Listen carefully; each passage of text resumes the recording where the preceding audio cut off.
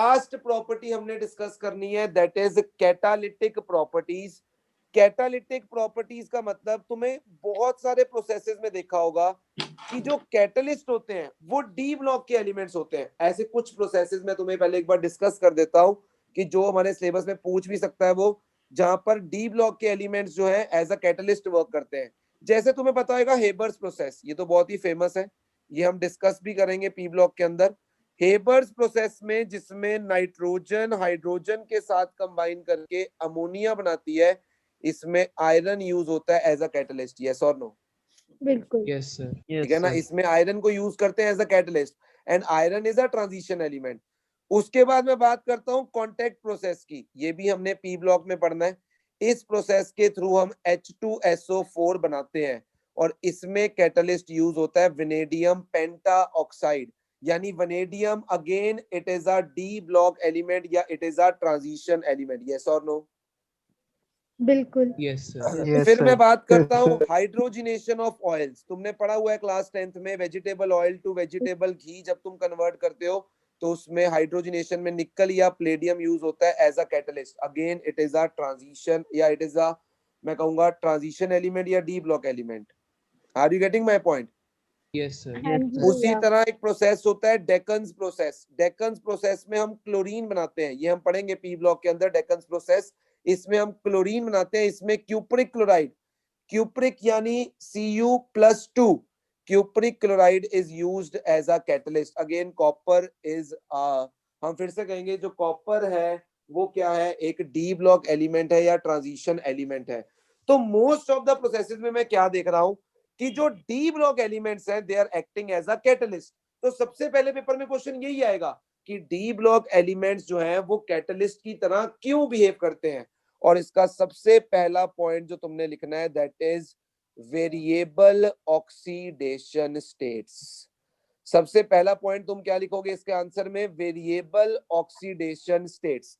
देखो एग्जामिनर तुमसे नहीं पूछेगा कि वेरिएबल ऑक्सीडेशन स्टेट्स होने की वजह से वो अच्छे कैटलिस्ट क्यों हैं, बट ये तुम्हारे लिए समझना जरूरी है कि वेरिएबल ऑक्सीडेशन स्टेट होने से डी ब्लॉक एलिमेंट्स अच्छे कैटलिस्ट कैसे बन जाते हैं। Are you getting my point और नॉट?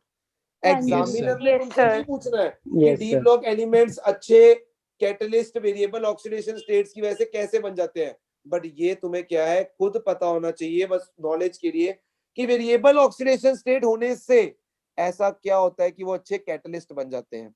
अब सुनो मेरी बात ध्यान से, जो कॉन्टैक्ट प्रोसेस की मैं बात कर रहा था उसमें क्या होता है, SO2 गैस O2 गैस के साथ कंबाइन करती है in the presence of V2O5 to form SO3।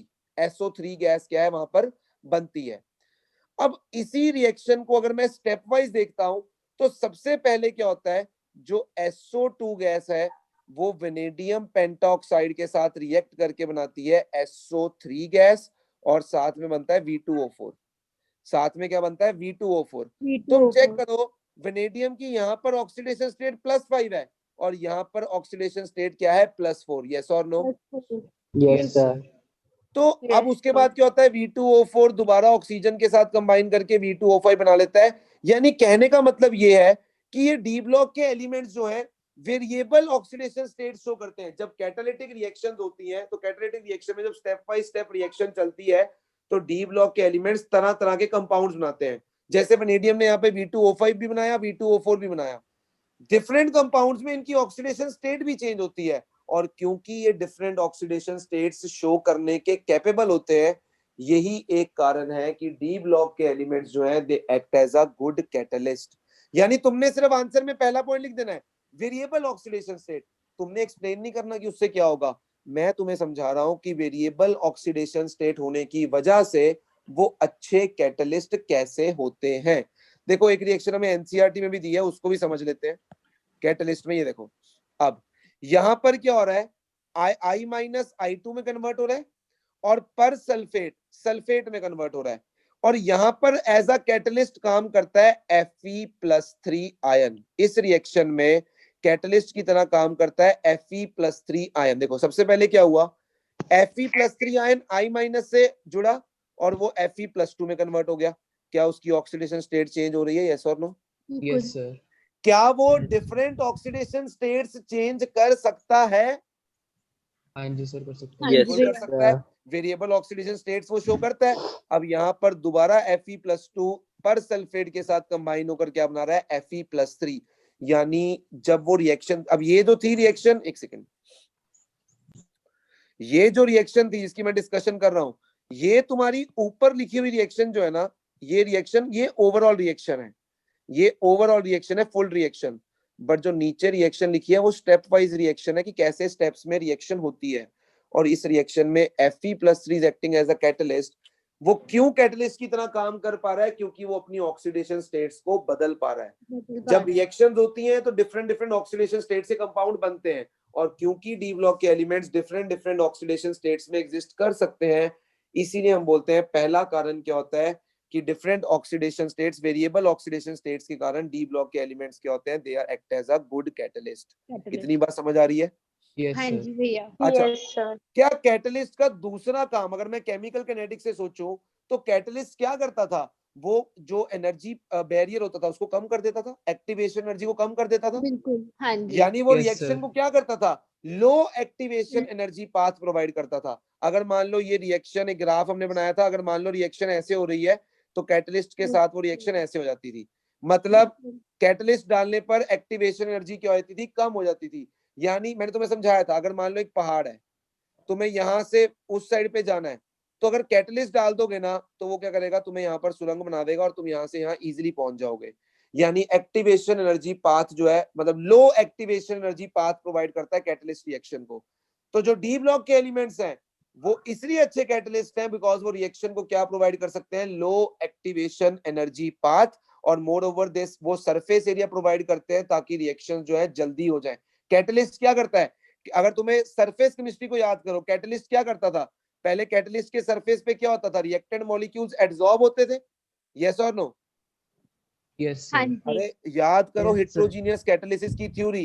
हाँ जी सर। कैटलिस्ट के सरफेस के Element. ऊपर रिएक्टेंट मॉलिक्यूल्स का एड्सॉर्ब होना, फिर रिएक्शन होना और फिर डीसॉर्ब हो जाना। Yes, बिल्कुल sir.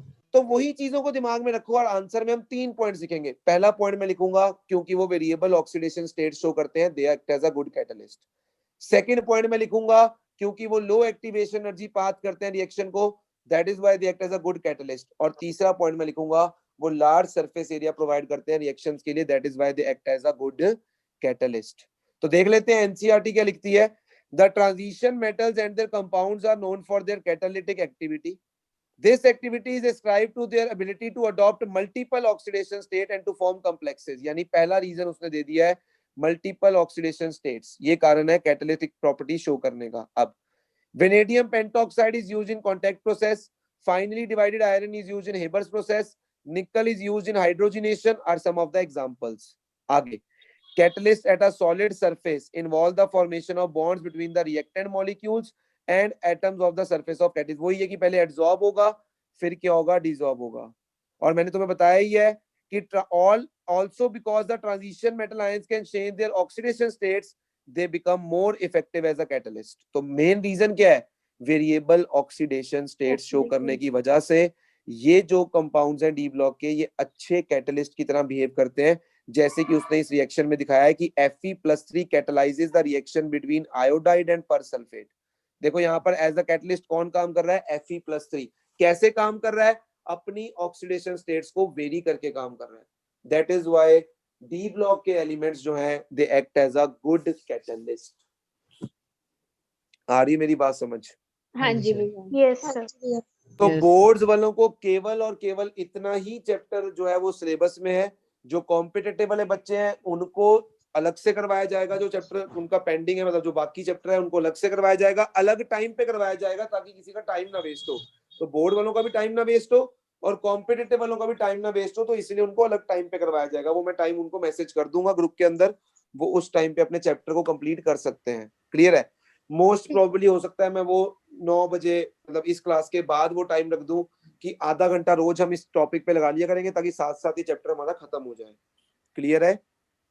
सर ये कितना पड़ा है कॉम्पिटिटिव के लिए? कुछ ज्यादा नहीं है, मतलब तुम समझ लो 3 दिन में हो जाएगा खत्म, सिर्फ 3 दिन में। Okay sir.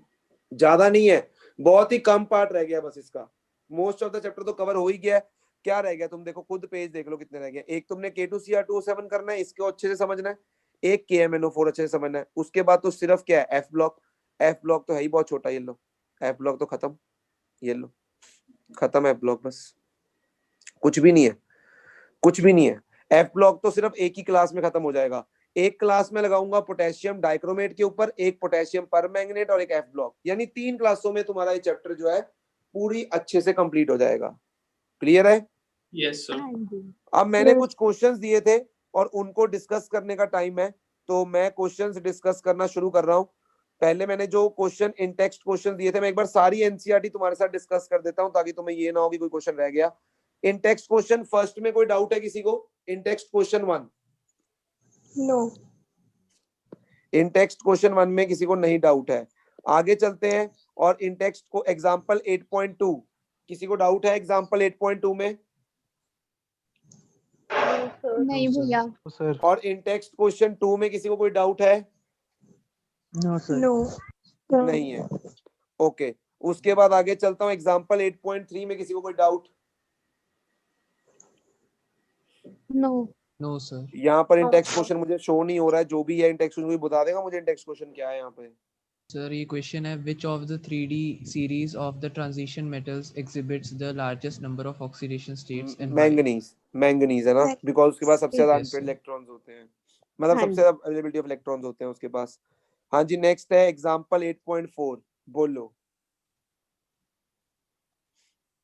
बोलो एग्जांपल 8.4 No भैया। नो नहीं। है डाउट? नहीं भैया। No. ये बेसिकली वही बताना चाहता है कि Mn+3 Mn+2 में बदलना चाहेगा, क्योंकि वो हाफ फील्ड स्टेबल हो जाता है। अब जब वो इसमें बदलेगा तो खुद क्या हो रहा है, रेड्यूस, तो वो किसकी तरह बिहेव करेगा? As an oxidising agent. Yes और नो? बिल्कुल। और Cr+2 बदलना चाहेगा Cr+3 में, क्योंकि उसमें उसका T2G लेवल जो है वो पूरा भर जाता है। तो Cr+2 से Cr+3 जा रहा है, मतलब वो खुद ऑक्सीडाइज हो रहा है, तो दूसरे को क्या करेगा? रेड्यूस, यानी वो रेड्यूसिंग एजेंट की तरह एक्ट करेगा और ये ऑक्सीडाइजिंग एजेंट की तरह एक्ट करेगा। Yes sir. सही है? हाँ जी यस सर भैया।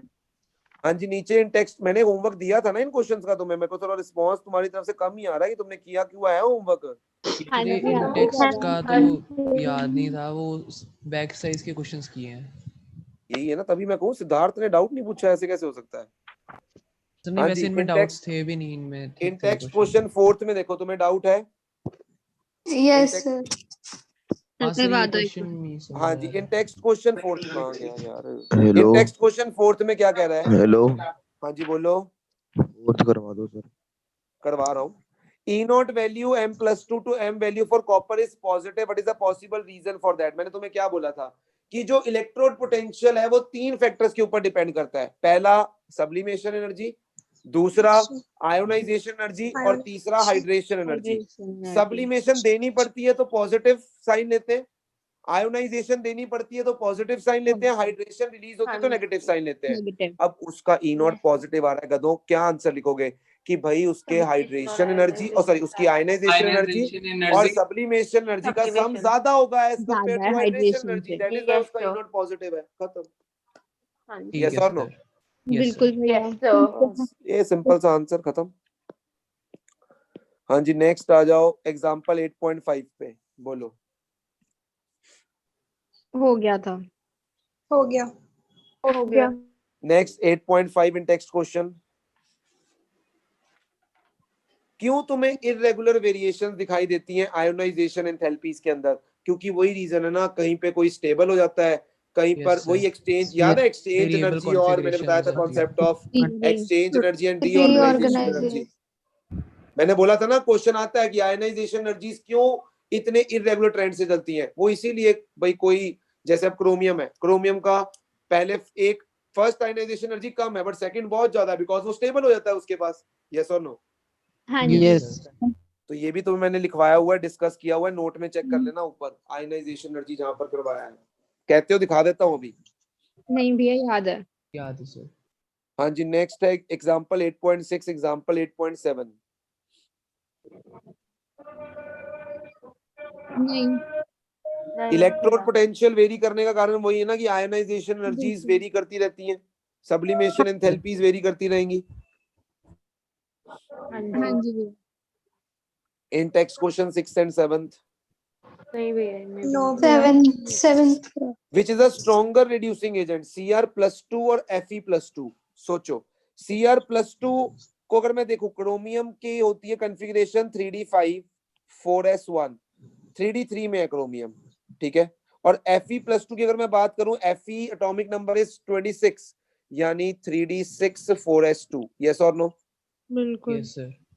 तो Fe+2 मतलब ये उड़ गए हैं। अब तुम खुद सोचो, क्या Fe+2 Fe+3 में बदलना चाहेगा?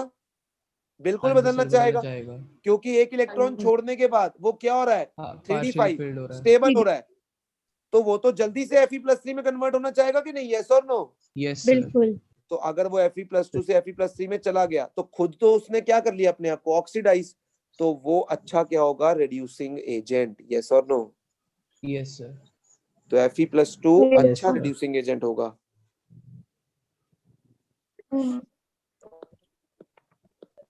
नेक्स्ट है ये 8.8 क्वेश्चन देख लो। सर ये तो कराया था ना आपने? हाँ बिल्कुल, मैंने बताया था कि ऐसे अनपेड इलेक्ट्रॉन कैसे निकलते हैं ना, यस सर। ये तो तुम सिंपल कर ही सकते हो, root n into n+2। Yes, sir. हाँ जी, यहाँ पर देख लो 8.8 में कोई डाउट? No, sir. उसके आगे तो एक्सरसाइज क्वेश्चंस में ही चलेंगे, हम एक्सरसाइज क्वेश्चन भी डिस्कस कर लेते हैं एक बार। हाँ जी, क्वेश्चन नंबर 2 में किसी को डाउट है तो देख लो क्वेश्चन नंबर 2। नहीं नहीं भैया। सर, डाउट नहीं। तो क्वेश्चन नंबर 3, भैया 3 बता दो एक बार दोबारा। 3 को कैसे एक्सप्लेन करोगे? Explain briefly how +2 state becomes more and more stable in the first half of the first row transition element with increasing atomic number. कह रहा है +2 स्टेट स्टेबल क्यों होती जा रही है? सर क्योंकि एटॉमिक नंबर बढ़ते बढ़ते वो पार्शियली फिल्ड डी ऑर्बिटल की तरफ जा रहे हैं, तो शायद क्योंकि ये कह स्टेबल हो सकते हो रहे हैं। After the removal of 2 electron, जैसे जैसे एटॉमिक नंबर के साथ हम बढ़ रहे हैं, जैसे कि हम मैंगनीज में देखेंगे तो मैंगनीज में 3d5 4s2 आएगा, तो और मैं अगर जिंक के पास जाऊंगा तो 3d10 4s2 आएगा। तो मैं कहूंगा जैसे जैसे मैं गजल एटॉमिक नंबर बढ़ता जा रहा है ना, तो s के 2 इलेक्ट्रॉन्स निकलने से मुझे हाफ फिल्ड या फुली फिल्ड कॉन्फ़िगरेशन मिल रही है, इसलिए मैं ये कहूंगा कि +2 ऑक्सीडेशन स्टेट जो है वो उसकी स्टेबिलिटी बढ़ती जा रही है। अब तो मैंगनीज को देखो, 2 इलेक्ट्रॉन निकालते ही स्टेबल, अब जिंक को देखो 2 इलेक्ट्रॉन निकालते ही स्टेबल, तो मैं ये बोलूंगा कि +2 ऑक्सीडेशन स्टेट की स्टेबिलिटी बढ़ती जा रही है एटॉमिक नंबर बढ़ने से। उसका रीजन ये है क्योंकि 2 इलेक्ट्रॉन्स के रिमूवल से मेरे को या तो हाफ फिल्ड कॉन्फ़िगरेशन मिल जाती है या तो फुली फिल्ड कॉन्फ़िगरेशन मिल जाती है। मतलब सिंपल आयनिक एनर्जी बढ़ जाएगी उसके कारण। कम हो जाएगी ना, मतलब 2 इलेक्ट्रॉन्स तो इजीली रिमूव करना चाहेगा हाँ वो, जी। 2 इलेक्ट्रॉन रिमूव करके वो स्टेबल कॉन्फ़िगरेशन पे पहुंच रहा है। वही स्टेबल तक आना चाहता है, स्टेबिलिटी टेन करना। हाँ हाँ, इसलिए वो स्टेबिलिटी बढ़ रही है +2 ऑक्सीडेशन स्टेट की। ठीक है। 8.4, नहीं हो गया था भैया। हो गया था सर। 8.5, हो गया। हो हो गया गया। सर। 8.6, सर ये दिया नहीं था 8.6 आपने? कर लो। हाँ जी। ऑक्सो मेटल मतलब मेटल का ऑक्सीजन के साथ। कह रहा है फर्स्ट सीरीज में ट्रांजिशन मेटल की metal exhibits oxidation number equal to group number. अब देखो, अब तुम KMnO4 में बात कर लो, इसमें मैंगनीज पे +7 है, और चेक कर लो मैंगनीज का ग्रुप भी क्या होता है, +7 ही होता है। हाँ मैं जी +7 कह ठीक रहा है। हूँ, मैंगनीज ग्रुप 7 में ही है ना, देखो 17 पीरियोडिक टेबल के। बिल्कुल। तो इस कंपाउंड में मैंगनीज का ऑक्सीडेशन स्टेट उसके ग्रुप नंबर के बराबर है, देख रहे हो। ठीक है। 8.7, नहीं सर, ये तो आता था। 8.8, हो गया। हो गया सर। 8.9, हो गया। हो गया था सर। 8.10, ये तो भी करना नहीं हमने, ये तो करना नहीं है। 8.11, 4 सर पार्ट्स इसका हैं। 4th point. वो आज ट्रांजिशन करवा दिया। अभी वही तो कराया फिर 8वीं इसका का। सेकंड वो आज करवा दिया। दायन अच्छा हाँ, किस कैटलिस्ट तो आज ही कराया। करवाया 4th पार्ट हाँ मैंने। अभी का कैटलिस्ट तो आज हाँ, कराया। और कोई? और सर 19th सेकंड में था पार्ट। डाउट। अरे यार सेकंड पार्ट ऊपर डाउट नहीं पूछा, नीचे डाउट पूछ दिया, ऊपर सेम क्वेश्चन निकल गया था एग्जांपल में। Enthalpies of atomisation of transition metals are high. Simple सा रीजन है, जो ट्रांजिशन एलिमेंट्स हैं मेटेलिक बॉन्डिंग के अलावा कोवेलेंट बॉन्डिंग भी करते हैं, कोवेलेंट बॉन्डिंग। जिसकी वजह से ज्यादा नंबर ऑफ बॉन्ड्स बनते हैं। मोर नंबर ऑफ बॉन्ड्स बनने की वजह से ज्यादा एनर्जी चाहिए होगी बॉन्ड्स को ब्रेक करने के लिए, इसलिए उनकी enthalpy of atomisation is quite high. और ये अभी ऊपर एग्जांपल में क्वेश्चन निकल कर गया है। हाँ जी 12th क्वेश्चन, नहीं sir doubt no sir 13th question, नहीं भैया हो गया था। तो बस ये 17th क्वेश्चन, हो गया। हो गया था सर। हो गया तुम पूछ लो कौन सा डाउट है तुम्हें। 19 था sir. 19th, compare the stability of +2 oxidation state for the elements of first transition series. तो बस वही ऊपर जो क्वेश्चन था कि हाँ पीरियड जी, में आगे जाते जाते +2 ऑक्सीडेशन स्टेट की स्टेबिलिटी क्या है, बढ़ती जाएगी। बढ़ती जाती है। ये अलग तरह से पूछा हुआ है मतलब ये हाँ क्वेश्चन। वही क्वेश्चन, वहां पे क्वेश्चन का इसका आंसर वो क्वेश्चन है ऊपर। वो जो एक बार बस पढ़ क्वेश्चन है लेना वो मॉडर्न आंसर है वगैरह से। उसका। हाँ ठीक है सर। देखो पी ब्लॉक एलिमेंट्स में मैं कितना भी अच्छा करा लूं, बट जब तक तुम मेरे साथ जो काम मैं दूंगा वो नहीं करोगे ना, रिवाइज नहीं करोगे, तब तक तुम्हें वो याद नहीं होगा। एटलीस्ट तुम उसको एक हफ्ते के लिए तो याद रखने की कोशिश करो, क्योंकि एक बार याद कर लोगे ना, अच्छे से लिख लोगे, तो फिर बाद में तुम्हें याद करने में दिक्कत नहीं आएगी उस चैप्टर को। भूलना तो वो है ही है, भूलना तो डी एंड एफ भी है, बट एक बार जब किया हो ना अच्छे से, तो दूसरी बार जब उसकी रिवीजन होती है तो फिर वो दिमाग में घुस जाता है। अब जो तुम्हारे चैप्टर्स पक्के होने शुरू हो जाएंगे ना, अब वो सदाबहार के लिए पक्के हो जाएंगे, तुम्हें मजा आ जाएगा देखना टेस्ट सीरीज में, अगर तुमने ढंग से दी तो, अगर तुम उसको पूरी सीरियसनेस से दोगे तो। अगर तो वही करना है, नहीं सर हम आज ठीक नहीं है, आज हम जा रहे हैं, आज हम घर पे नहीं है, तो ठीक है, एक्सक्यूजेस तो देखना लोग देंगे ही टेस्ट सीरीज जब शुरू होगी, वो तो मेरे को पता ही है। देख लो क्लियर है सारे क्वेश्चंस फिर। सर और आगे 21 में डाउट है। 25th का, first part. the lowest oxide of transition metal is basic, the highest is amphoteric acidic। मैंने कल बताया था उस दिन गजल ये कि भैया जैसे जैसे, इसमें वही बस, हाँ हाँ बोलो। जी, इसमें वही लिख दे कि लोअर वालों में लोअर ऑक्सीडेशन स्टेट होती है, लोअर whereas मत, तो बेसिक जैसे है, जैसे पॉजिटिव चार्ज बढ़ेगा, मैंने क्या बोला था, भूख बढ़ेगी, और भूख लुइस बढ़ेगी। एसिड के अकॉर्डिंग क्या होगा, वो लोन पेयर को जल्दी से एक्सेप्ट करना चाहेगा। याद है ना मैंने कराया था हाँ कि जी, Mn+2 Mn+4 Mn+7, जैसे जैसे ऑक्सीडेशन स्टेट बढ़ेगी एसिडिक स्ट्रेंथ बढ़ती है। और वो बढ़ती है। कैसे मैं बता रहा हूँ, लुइस एसिड के कॉन्सेप्ट के अकॉर्डिंग बता रहा हूँ। और नहीं, इसमें ना लिखने का था कि इसमें इतना लिख दूं बस कि जो जितने लोअर ऑक्सीडेशन स्टेट होगी उतना बेसिक, और जितना हायर होगा ऑक्सीडेशन नंबर स्टेट हाँ उतना ही वो एसिडिक। क्यों, वही तो क्वेश्चन पूछा है, वही तो क्वेश्चन ने रीजन मांगा ना इस चीज का।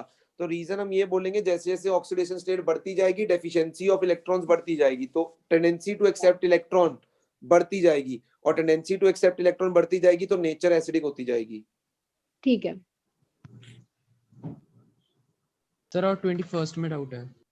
21st, how would you count for the following of the D4 species chromium+2 is strongly reducing। अभी ऊपर यही तो क्वेश्चन एग्जांपल में डिस्कस करके आए हो फर्स्ट पार्ट, कि क्रोमियम+2 रिड्यूसिंग एजेंट है, जबकि मैंगनीज जो है मैंगनीज+3 वो एक ऑक्सी, अरे यार मैंगनीज+3 है, तो खुद बता क्या वो +2 में जाना चाहेगा। +2 में। +2 में जाती 3d5 हो जाएगा वो, हाँ जी हाँ जी। क्या वो जाना चाहेगा +3 से +2 में, हाँ जी सर जाना जाएगा। तो इसका मतलब खुद को रिड्यूस करना चाहेगा, यस सर। तो दूसरे को ऑक्सीडाइज करेगा, हाँ जी बिल्कुल। तो क्या वो अच्छा ऑक्सीडाइजिंग एजेंट होगा, हाँ जी। होगा। ठीक है। बिल्कुल होगा। ठीक है अब क्रोमियम पे आ जा, क्रोमियम+2 में है, क्रोमियम+2 से किस में जाने की कोशिश करेगा, क्रोमियम+3 में। बिल्कुल। क्रोमियम+2 में कॉन्फ़िगरेशन क्या आएगी, कोई बता सकता हाँ है जी। क्रोमियम की +2 में, 3d4, 3d4 होएगी। और क्रोमियम+3 में 3d3। अब तू कहेगा सर ये 3d3 में क्यों जाना चाहता है, हाँ सर यही था मेरा डाउट। क्योंकि T2G लेवल अभी ऊपर एग्जांपल में डिस्कस किया ना हमने सेम क्वेश्चन, अच्छा ठीक क्योंकि है। 3d3 में जाने से T2G लेवल जो 3 नीचे ऑर्बिटल होते हैं वो भर जाते हैं, हाफ फिल्ड हो जाते हैं, और वो तो उसके सर लिए अगर स्टेबल वो हो जाता है। ऐसे एक इलेक्ट्रॉन ले ले तो फिर तो हाफ कॉन्फ़िगरेशन में हो जाएगा। अरे यार वही तो पॉइंट है ना, कि अगर वो एक इलेक्ट्रॉन लेता नहीं है ना, वो ये बिहेवियर शो करता नहीं है। यही तो क्वेश्चन है, यही तो क्वेश्चन की खूबसूरती है, कि वो 3d5 तक पहुंचता, ऐसा देखा ही नहीं गया कि वो 3d5 तक पहुंचना चाहता है, वो हाफ फील्ड पहुंचना चाहता है।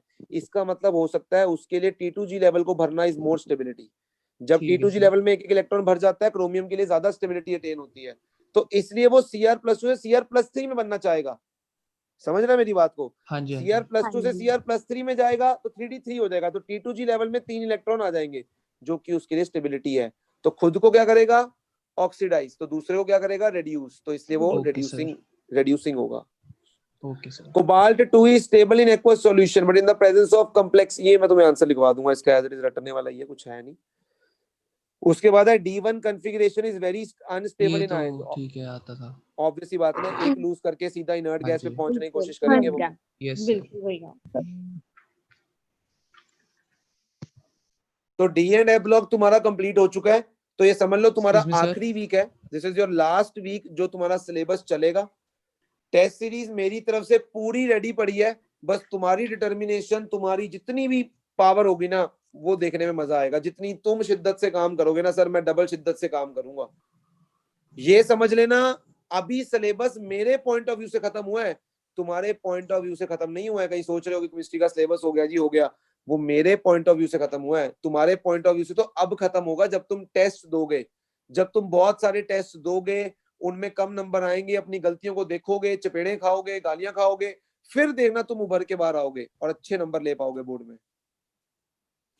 समझ रहे हो मेरी बात? हाँ जी sir. Yes. Sir excuse me sir, हाँ हाँ, सर एक और डाउट था बीच में, एक्वस सॉल्यूशन में वो स्टेबल क्यों रहते हैं? 24th का सेकंड पार्ट, 24th का second part, which one of calculate the number of unpaired electron in the following gaseous ions, तो इनमें बताने हैं which one of these is most stable in aqueous solution। aqueous solution में सबसे ज्यादा stable कौन होगा? जिसका साइज छोटा होगा सिद्धार्थ, वो हाइड्रेशन एनर्जी उसकी ज्यादा होगी, रिलीज एनर्जी ज्यादा होगी, जितनी एनर्जी ज्यादा रिलीज होगी उतनी स्टेबिलिटी मिलेगी। ठीक है सर। तो मेरी बात तुम्हारे दिमाग में जा रही है कि अब तुमने जो 2 महीने वो भी चुप करके निकालने, गांधी की तरह, कि अब बोलना शुरू करोगे तुम? और मैं फिर से बोल रहा हूं,